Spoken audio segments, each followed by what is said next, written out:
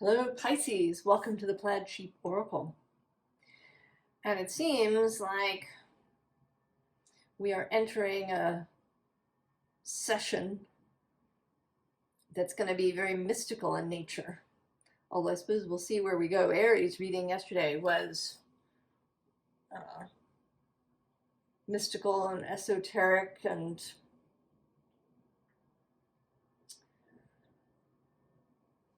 hard to really pin down.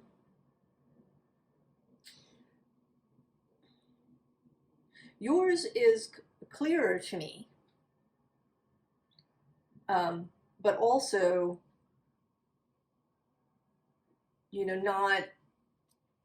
not especially practical, or I don't know, maybe I shouldn't say these things at the beginning. We'll see where we go, because we do begin with this Nine of Pentacles, which is certainly a very practical card. It's a card of Virgo. It is really excellent management of resources, both physical and energetic. But here in this card, I have this, right, there's this feeling that you, Pisces, are this figure here in the foreground. And while you've been there, very still, right, made of stone as you are, that rose has been growing and unfolding. And now it's going to open.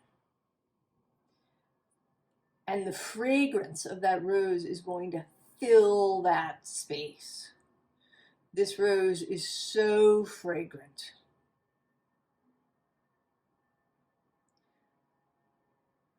That it's going to fill every available space.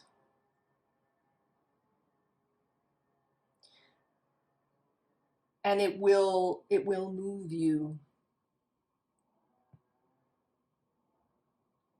It will become impossible for you to ignore,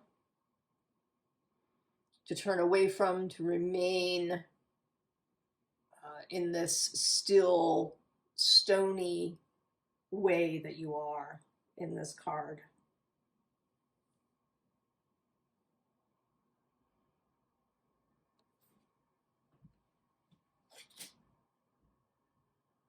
After I'd laid everything out and looked at it, I wanted to know, it felt as if there was some sort of other card, either a direction that this figure was looking, or some sort of companion or something. And what came out is the crow.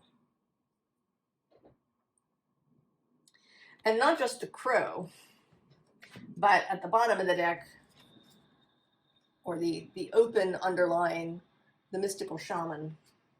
And then the hidden underlying is the sorcerer. So there's also, going further, under the mystical shaman is the drum. This card of summoning.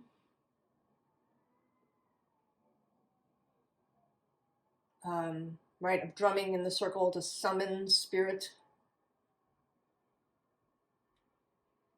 To summon energies into the circle. And then beyond the sorcerer is fire. And that comes up a little bit later. So there is this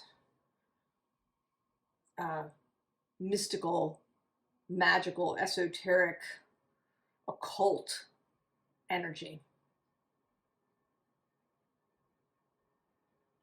that is witnessing your awakening, now it's not a complete awakening, right? You're here, you're in a tarot reading.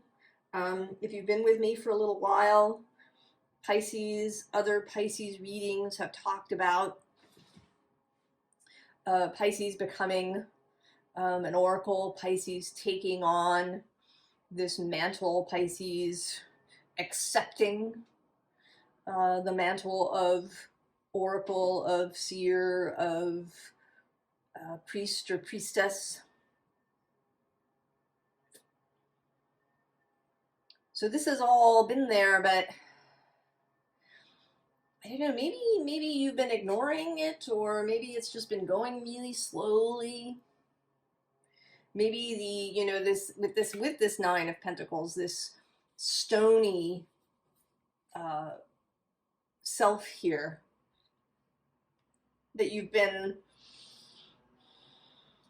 challenged by, right, sort of physical life, that the management of those kind of daily resources has been taking precedence, or just taking up a lot of mental space, certainly, so that, you know, the energy has been going to these physical, mundane, profane, daily matters, so that your acceptance, your embracing of this this call, this invitation. I don't want to call it a demand. It's not a demand. You can do what you want, Pisces. Right? It's an offer. It's an invitation. It's a seduction.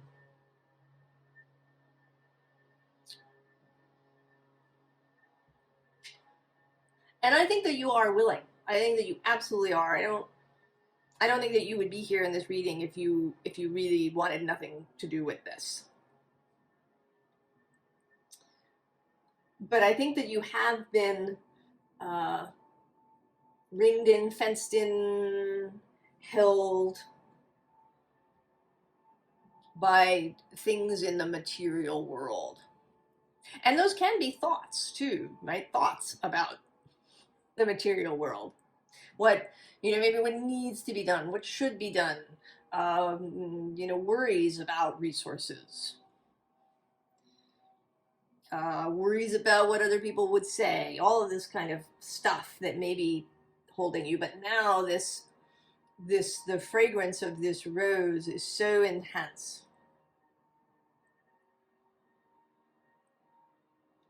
that it cannot be ignored. So we start here with this big card, the day, the shift, the cycle of these daily things, and how you perceive them.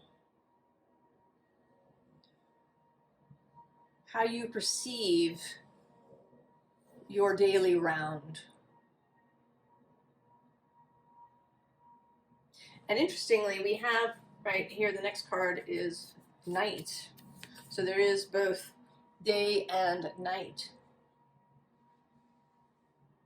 How you perceive kind of your, what is it that you do on a daily basis? Have you kind of been getting really wrapped up in a routine, maybe even in ritual? You know, because ritual can become rote.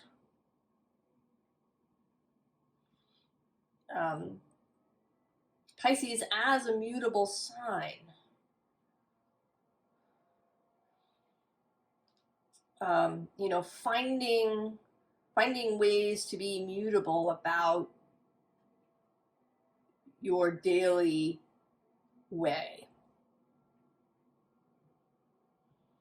Being less lined up. And it's, you know, it's possible that you are leaning on that, right, the Virgo half. There is, you know, it's so interesting how these readings come out. Sometimes there's a call to look to the other side. to the Virgo side in your case, to find stability, to find particularity, to find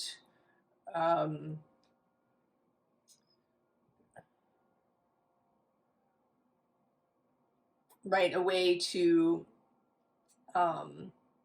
organize things for yourself so that you don't spend a lot of time reinventing the wheel all the time and this kind of thing. But it is also possible to slip too far into that opposite sign.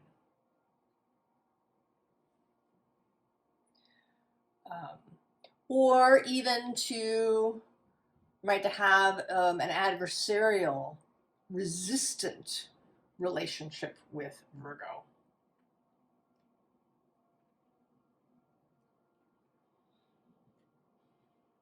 You know, or to swing kind of back and forth between periods of, you know, trying to organize yourself and not.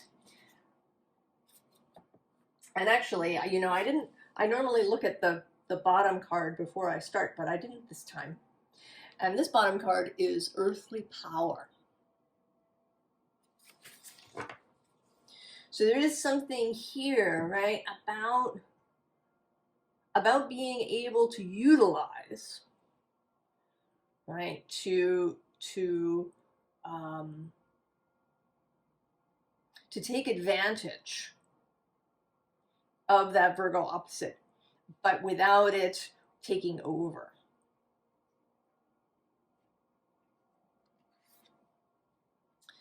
So with this Kanunga gap, what I was seeing here was this sand landing on a scale,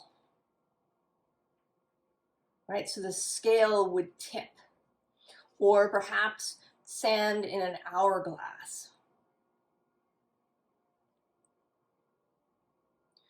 So that something has been pouring. And maybe it's little events, little synchronicities, experiences you've been having, ideas you've been having, thoughts that have been occurring, readings you've been watching.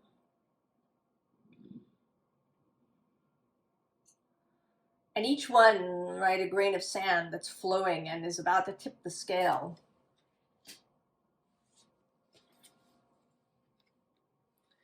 And then we have Lagu.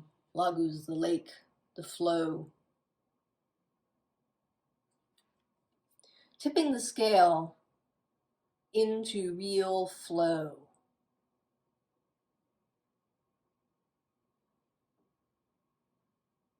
You know, or even, right, if we think about this, that, you know, maybe this water has been held in some sort of container. And, you know, either there's, right, either this is on one half of the scale, and when it tips, the water will tip out, or this is like erosion,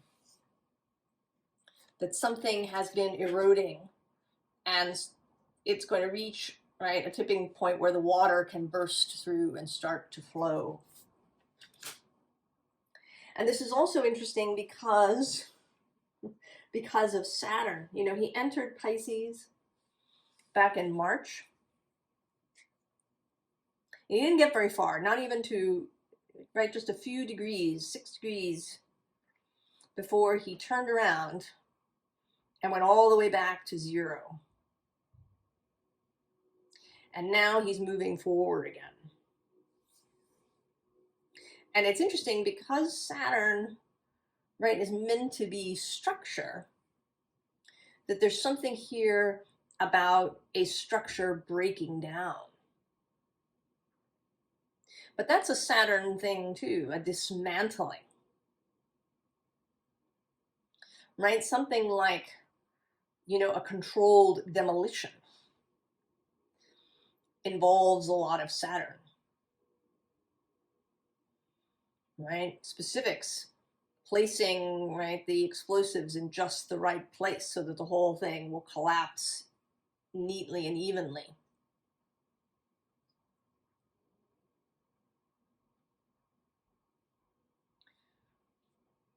So the learning, really learning to take advantage of Saturn's energy as he moves through your space, Pisces.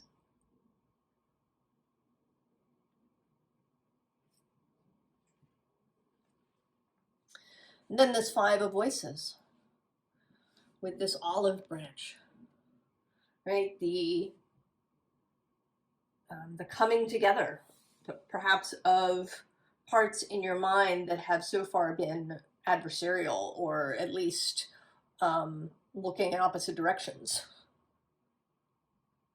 Right? The part of yourself that's right here in the here and now, and you know, I need to pay the bills and do these things, and this is very practical and earthly and all these things, and then the ethereal, go off and meditate somewhere self.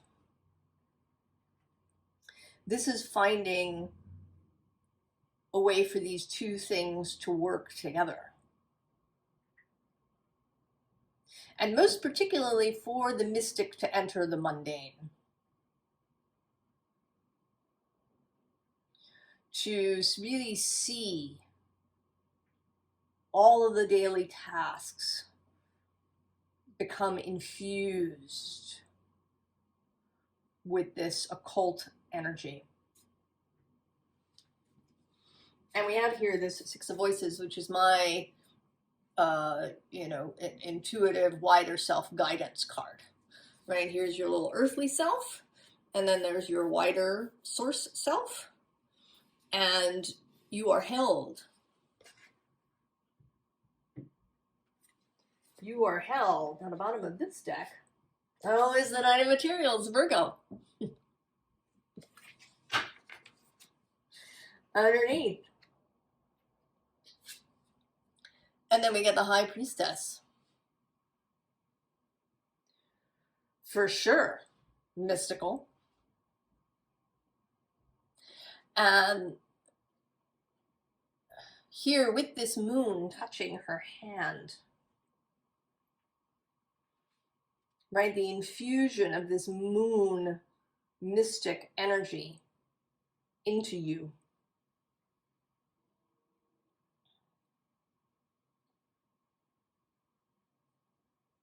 On a regular basis, right, to feel yourself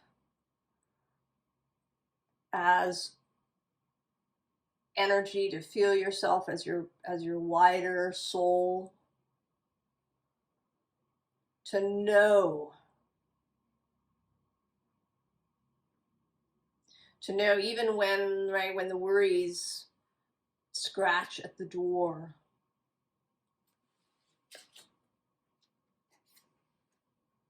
Right, here with this Five of Materials, right, the feeling of lack, the feeling of worry, the feeling of perhaps being out of control, not having a handle on things.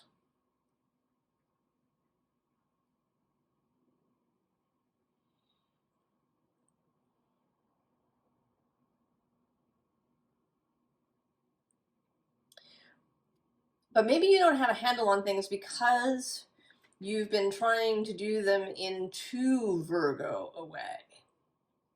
Instead of just sort of allowing a bit of that Virgo energy to enter, that you've been thinking that whenever it comes to mundane matters, you need to be wholly Virgo. And that if you're not, it'll, crash and burn, or you'll screw it up. Keeping the two sides separate. Virgo for the daily tasks and Pisces for the ethereal, meditational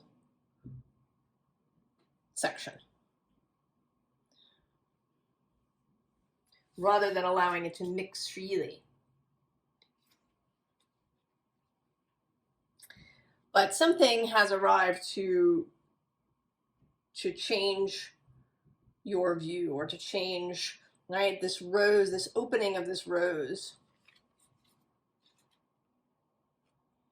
Right, the arrival of some sort of information, of experience, is bringing a change.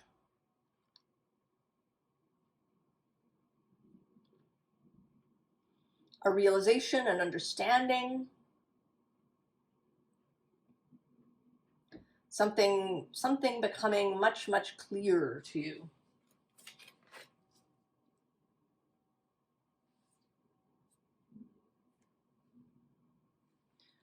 Right, so we have this water self, this creative self.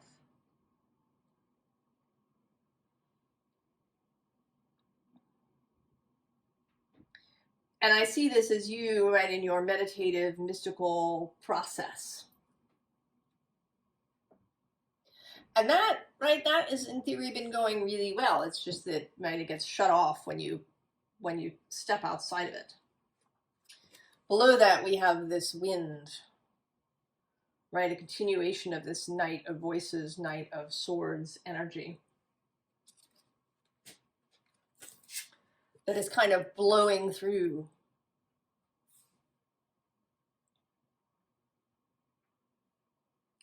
And that's going to bring, right, it'll bring change, it'll bring speed and movement to something that has perhaps remained stuck for you in this physical way.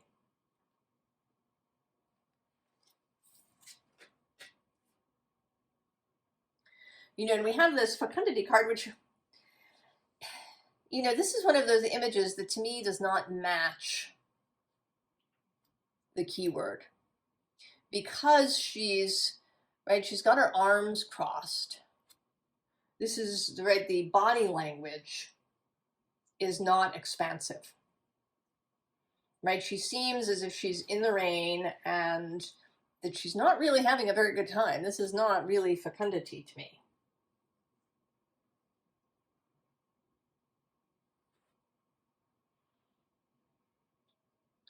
That, right, she seems uncomfortable. You know, and maybe it's because the bottom half of her is still a tree and she's attempting to transform completely. But the bottom half of her is still stuck, still hardened. You know, that this is part of this process of becoming fully mobile. Right, and this is echoed here in this ice card.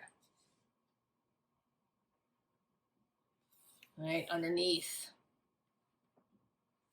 Still frozen in part. But the horse is coming. Who's on the bottom here? Oh, yeah. The pressure of transformation. Coming out. Perhaps a step at a time. And maybe that is part of what's been uncomfortable. Right? Is that some parts of you feel free already, but then, you know, this bottom half of you is still encased. But I think that the change is happening. And maybe it is this Saturn's moving forward, right? He turned direct a little while ago in early November. And actually Neptune, who is one of your guides, turns direct on November 4th, November 5th, somewhere in there. Maybe it's November 6th. One of the, like the 4th through the 6th, somewhere. Neptune stations direct. So between those two,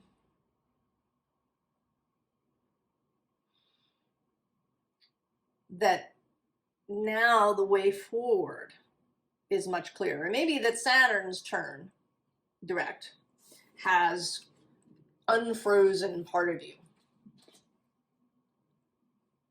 And Neptune's direct will finish the job.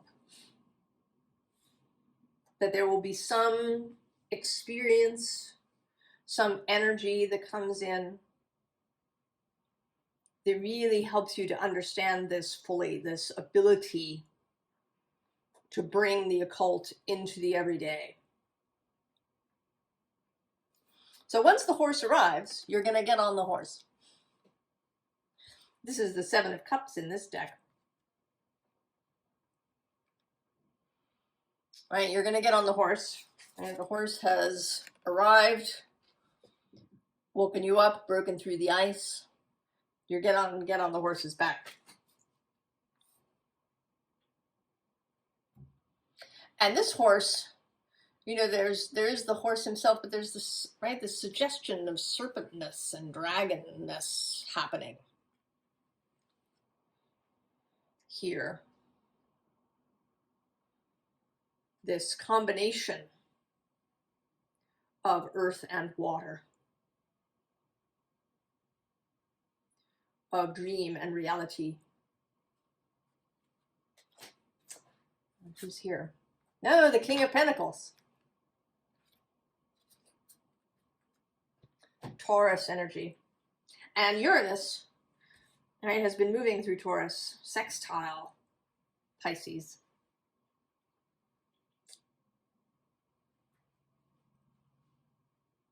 So all of this, right, this energy of change and movement, you know, he turns direct in January of 2024. So there may still be even more revelation that occurs. But coming now, the awakening, and we get the world. And what she's looking at is the moon and the crow. So, right, she defrosting, coming out,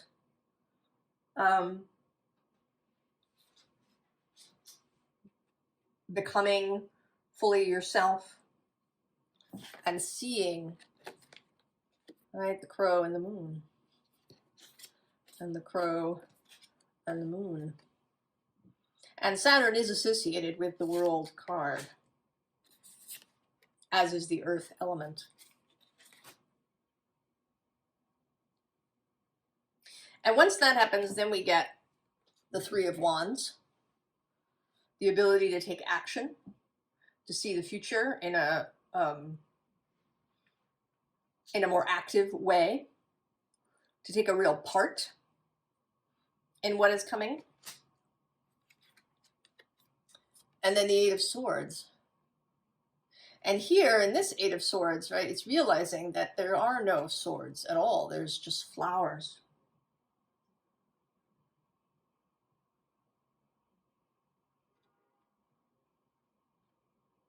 Right, that you can transform those sword thoughts, those sharp, painful, difficult thoughts into flowers. And then move in fragrance. Move in beauty. So, advice, Pisces. We get the Hierophant. More earthy, in this case, Taurus energy. But this is about personal authority. Right? The as above, so below, as within, so without. The ability to meld the above and the below. Bringing the spiritual into the daily. And this valorous Seven of Wands with this central wand is below that. Who's on the bottom here? Oh, yeah, the Two of Wands, Dominion.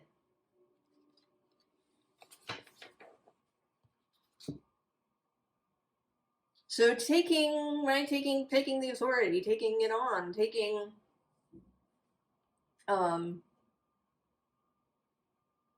taking anything that you've been reluctant to take, taking anything that it's been difficult for you to take. You know, if you've been frozen, right, it's hard to reach out and grab the wand if your arm is frozen, stuck in stone.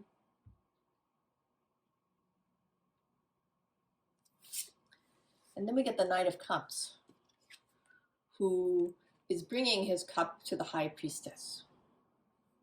So this is about devotion to the path. Devotion to yourself in this role.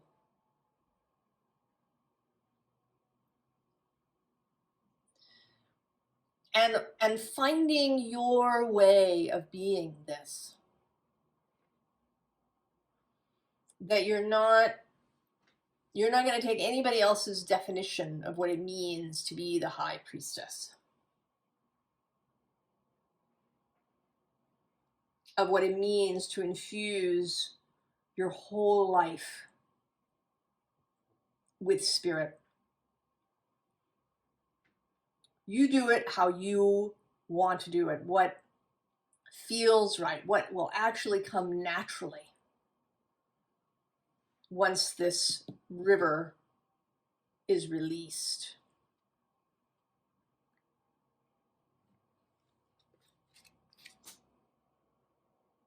But there is an element here of devotion, of returning again and again while it becomes second nature, of not taking things for granted, of being filled with appreciation for all the ways that spirit shows up in your life and all the ways that the real world shows up in your life. To really appreciate this fragrance, this perfume that wants to permeate your life, the perfume of spirit.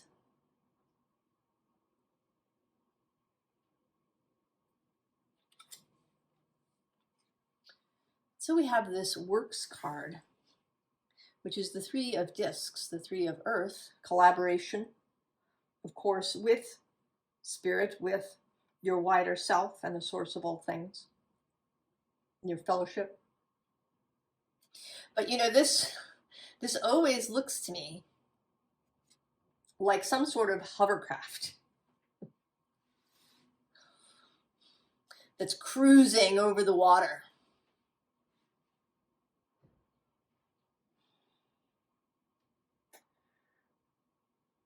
Right? This is it.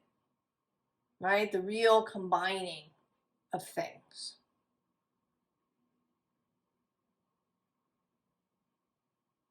Of magic and everyday. Of the creative quantum realm and the physical world. And then we get the Ten of Wands. And I know it says ruin, but don't worry about that. That is not important in this moment. What's important is this fire. Right? The fire kind of peeked out here.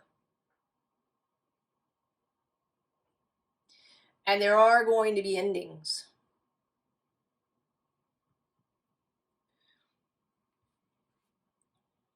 There are going to be endings because some things may simply no longer fit in your life. And those things will have to be released. They'll have to be sort of thrown onto the fire or allowed to burn up in this Seven of Wands, Two of Wands energy.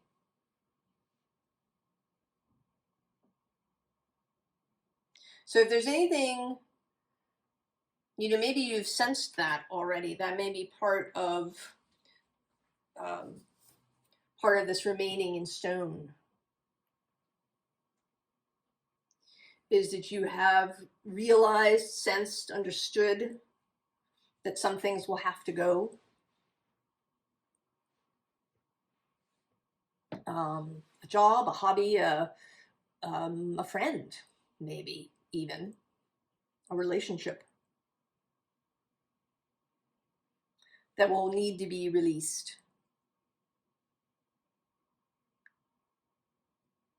And allow that to happen. And it may also just be, you know, kind of holding on to the past. I've been personally, you know, I have a Pisces North Node, and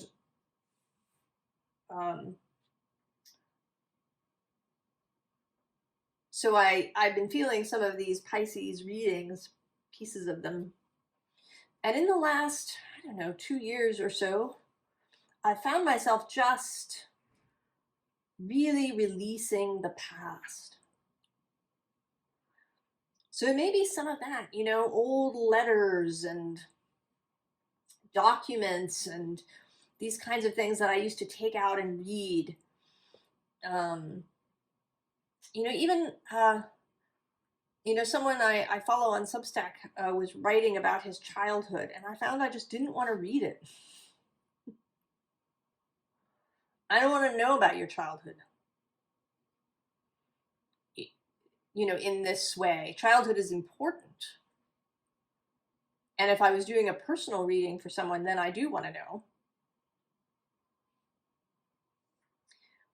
But you know, it's kind of that I wanted to reach through the thing and say, are you, you know, are you dwelling in this place? Don't dwell in this childhood place. Don't dwell in those events, even in the pleasant memories.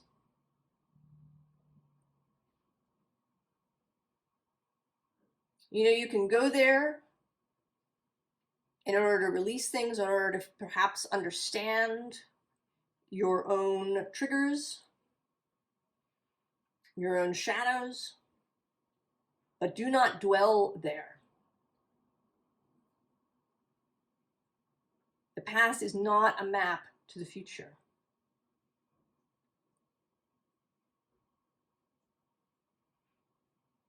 So that may be, right? That may be part of it too, perhaps. And astrologically, Neptune is going to move into Aries, initially in 2025 and then completely in 2026.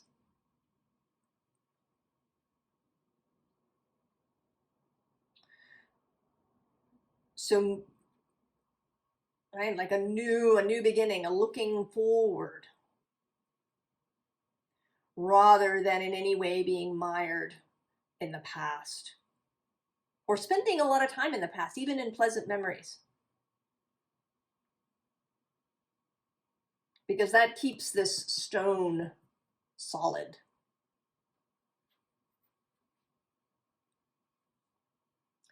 So Pisces, just go. Just go.